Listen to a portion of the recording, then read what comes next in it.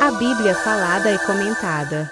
Depois que Jesus nasceu em Belém da Judéia, nos dias do rei Herodes, magos vindos do Oriente chegaram a Jerusalém. E perguntaram: onde está o recém-nascido rei dos judeus? Vimos a sua estrela no Oriente e viemos adorá-lo. Quando o rei Herodes ouviu isso, ficou perturbado, e com ele toda a Jerusalém. Tendo reunido todos os chefes dos sacerdotes do povo e os mestres da lei, perguntou-lhes onde deveria nascer o Cristo. E eles responderam: em Belém da Judéia, pois assim escreveu o profeta. Mas tu, Belém, da terra de Judá, de forma alguma és a menor entre as principais cidades de Judá, pois de ti virá o líder que, como pastor, conduzirá Israel, o meu povo. Então Herodes chamou os magos secretamente e informou-se com eles a respeito do tempo exato em que a estrela tinha aparecido. Enviou-os a Belém e disse: vão informar-se com exatidão sobre o menino. Logo que o encontrarem, avisem-me, para que eu também vá adorá-lo. Depois de ouvirem o rei, eles seguiram o seu caminho, e a estrela que tinham visto no Oriente foi adiante deles, até que finalmente parou sobre o lugar onde estava o menino. Quando tornaram a ver a estrela, encheram-se de júbilo. Ao entrarem na casa, viram o menino com Maria, sua mãe, e, prostrando-se, o adoraram. Então abriram os seus tesouros e lhe deram presentes: ouro, incenso e mirra. Tendo sido advertidos em sonho para não voltarem a Herodes, retornaram à sua terra por outro caminho. Depois que partiram, um anjo do Senhor apareceu a José em sonho e disse-lhe: levante-se, tome o menino e sua mãe, e fuja para o Egito. Fique lá até que eu lhe diga, pois Herodes vai procurar o menino para matá-lo. Então ele se levantou, tomou o menino e sua mãe durante a noite, e partiu para o Egito, onde ficou até a morte de Herodes. E assim se cumpriu o que o Senhor tinha dito pelo profeta: do Egito chamei o meu filho. Quando Herodes percebeu que havia sido enganado pelos magos, ficou furioso e ordenou que matassem todos os meninos de 2 anos para baixo, em Belém e nas proximidades, de acordo com a informação que havia obtido dos magos. Então se cumpriu o que fora dito pelo profeta Jeremias. Ouviu-se uma voz em Ramá, choro e grande lamentação, é Raquel que chora por seus filhos e recusa ser consolada, porque já não existem. Depois que Herodes morreu, um anjo do Senhor apareceu em sonho a José, no Egito. E disse: levante-se, tome o menino e sua mãe, e vá para a terra de Israel, pois estão mortos os que procuravam tirar a vida do menino. Ele se levantou, tomou o menino e sua mãe, e foi para a terra de Israel. Mas, ao ouvir que Arquelau estava reinando na Judéia em lugar de seu pai Herodes, teve medo de ir para lá. Tendo sido avisado em sonho, retirou-se para a região da Galileia. E foi viver numa cidade chamada Nazaré. Assim cumpriu-se o que fora dito pelos profetas: ele será chamado Nazareno. Comentário de Mateus capítulo 2. Presépio é um povo pequeno que se acha a 3 quilômetros ao sul de Jerusalém em uma colina 600 metros sobre o nível do mar. É mencionado com mais detalhe no Evangelho do Lucas. A informação que dá Lucas também explica por que José e Maria se encontravam em Presépio quando Jesus nasceu, em lugar de Nazaré, sua cidade de origem. A terra de Israel tinha sido dividida em 4 distritos políticos e em vários territórios pequenos. Judéia estava ao sul, Samaria no centro, Galileia ao norte e Idumeia ao sudeste.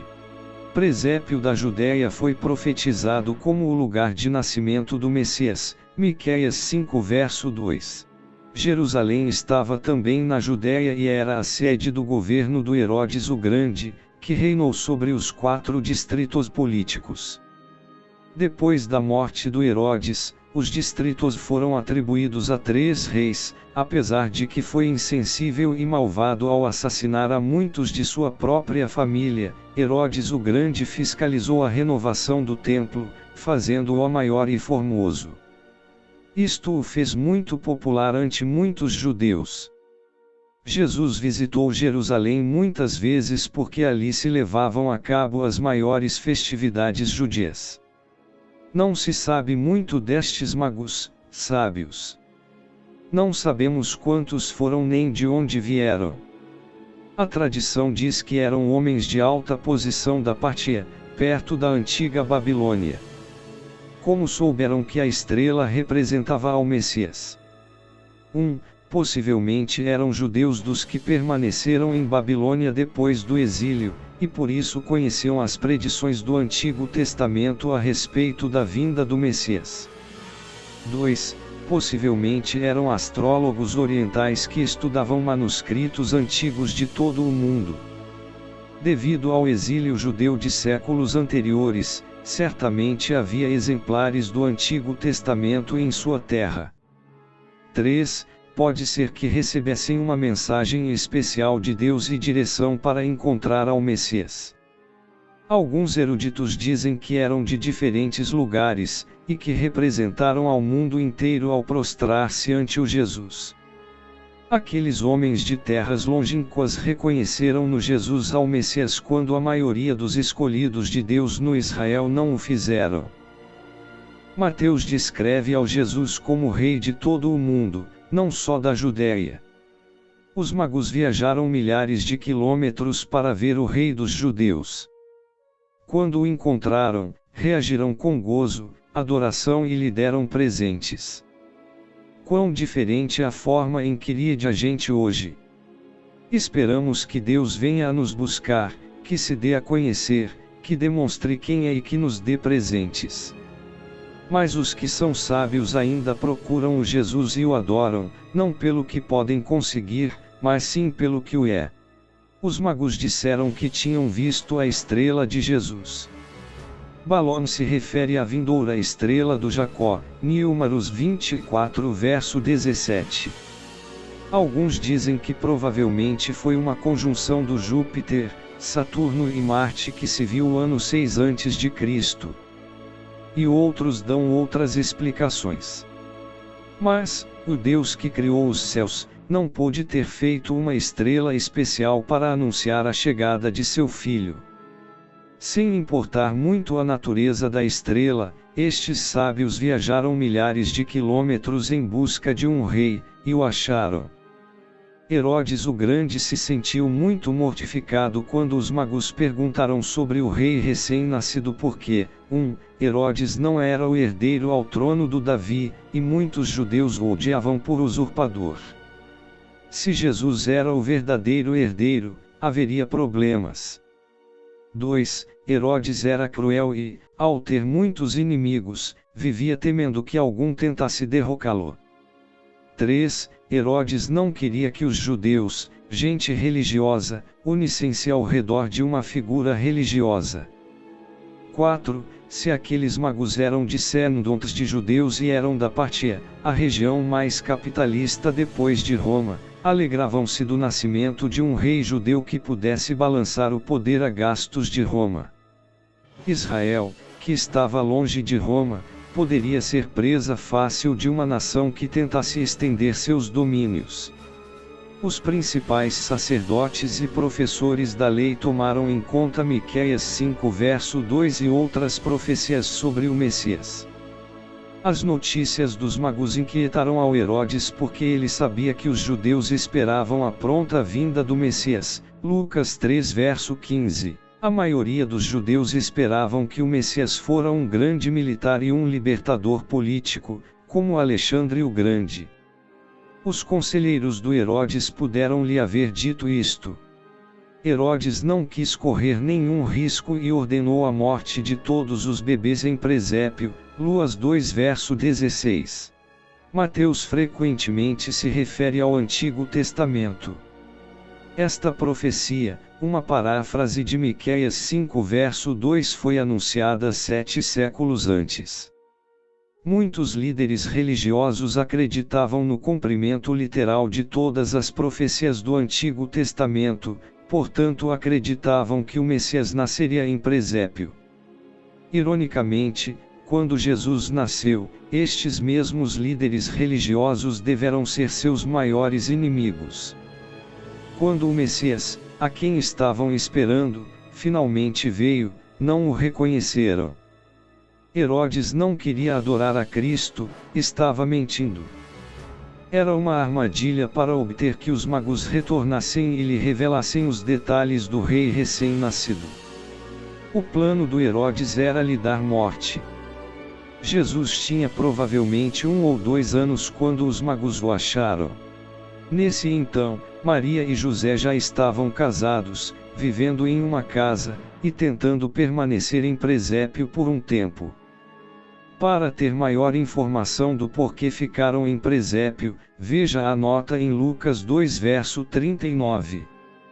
Os magos lhe deram estes presentes caros porque eram presentes valiosos para o futuro rei. Os estudantes da Bíblia viram nos presentes, símbolos da identidade de Cristo e o que o poderia obter. O ouro era um presente digno de um rei, o incenso, um presente para uma divindade, a mirra, uma espécie para um homem mortal, que ia morrer. Estes presentes puderam prover recursos econômicos para a viagem da família em sua volta ao Egito. Os magos lhe ofereceram presentes e adoraram ao Jesus pelo que o era. Esta é a essência da verdadeira adoração, honrar a Cristo por sua pessoa e estar disposto a lhe dar o que consideramos valioso. Adora a Deus porque é perfeito, justo e criador capitalista do universo, digno do melhor que alguém pode dar. Depois de encontrar ao Jesus e adorá-lo, os magos receberam a advertência de não retornar a Jerusalém como eles tentavam. Encontrar ao Jesus pode significar que sua vida deva tomar uma direção diferente, obediente e aberta à palavra de Deus. Deseja você seguir um caminho diferente? Este é o segundo sonho ou visão que José recebeu de Deus. Seu primeiro sonho revelou que o filho da Maria seria o Messias. Seu segundo sonho lhe anunciou como deveria proteger a vida do menino. Apesar de que José não era seu pai natural, era seu pai legal e tinha a responsabilidade de protegê-lo e procurar seu bem-estar. A direção divina vem sozinho a corações preparados. Desde sua primeira visão de Deus, José não se converteu em uma pessoa orgulhosa, mas sim permaneceu receptivo à direção de Deus. Ir ao Egito não era estranho porque ali havia colônias judias nas cidades principais. Estas colônias se formaram durante o tempo da grande cautividade. Veja-se Jeremias 43 e 44. Há um paralelo interessante entre esta fuga ao Egito e a história do Israel. Quando Israel era uma nação em florações, foi ao Egito, como Jesus o fez quando era menino. Deus tirou dali ao Israel, Oséias 11 verso 1. Deus trouxe de retorno ao Jesus. Ambos os feitos mostram a Deus em ação para salvar a seu povo. Herodes, rei dos judeus, deu morte a todos os meninos menores de 2 anos, com a ideia obsessiva de matar ao Jesus, o rei recém-nascido. Manchou-se as mãos com sangue, mas não conseguiu machucar ao Jesus. Era rei por mandato humano, Jesus o era por mandato divino. Ninguém pode alterar os planos de Deus. Herodes temia que aquele rei recém-nascido algum dia o destronasse. Não compreendia a razão da vinda de Cristo. Jesus não queria o trono do Herodes, a não ser o rei na vida do Herodes. Queria lhe dar uma vida eterna, não lhe tirar sua vida presente. A gente hoje, frequentemente, teme que Jesus lhe tire algo, quando em realidade quer lhe dar verdadeira liberdade, paz e gozo. Raquel foi a esposa do Jacó, um dos grandes homens de Deus no Antigo Testamento. Dos 12 filhos do Jacó saíram as 12 tribos do Israel. Raquel foi sepultada perto de Presépio, Gênesis 35 verso 19. Para ter uma ideia mais ampla sobre o significado deste texto, veja-se Jeremias 31 verso 15, onde está a passagem que se cita. Herodes o Grande morreu no anos 4 a.C. de uma enfermidade incurável. Roma confiava nele, mas não em seus filhos. Herodes sabia que Roma não daria a seu sucessor tanto poder, de maneira que dividiu seu reino em 3 partes, uma para cada filho. Arquelau recebeu Judea, Saméria e Idumeia. Herodes Antipas conseguiu Galiléia e Péria. Herodes Filipe II recebeu Traconite. Arquelau, um homem violento, começou seu reinado dando morte a 3.000 pessoas influentes. Foi deportado 9 anos mais tarde. Deus não quis que a família do José fora a região onde governava este malvado. Nazaré se achava na zona montanhosa do sul da Galileia, perto ao grande cruzamento de Queravenas. A gente do Nazaré tinha contato constante com pessoas de todo o mundo, de modo que as notícias lhes chegavam rapidamente. O povo em si não era grande. A guarnição romana encarregada da Galiléia estava estabelecida ali, o que fazia que muitos judeus a desprezassem. Possivelmente por isso Natanael comentou: pode sair algo bom de Nazaré. João 1 verso 46. O Antigo Testamento não registra especificamente as palavras "o Messias seria chamado Nazareno". Muitos eruditos acreditam, entretanto, que Mateus se estava referindo a Isaías 11 verso 1, onde a palavra hebreia vergontia é similar à palavra Nazareno. Ou possivelmente se referia a uma profecia não registrada. Como Mateus descreve ao Jesus como o verdadeiro Messias, que Deus anunciou por meio dos profetas. Sublinhou que Jesus, o Cristo, tinha tido começos inesperados e humildes, tal como o Antigo Testamento o havia predito, veja-se Miqueias 5 verso 2.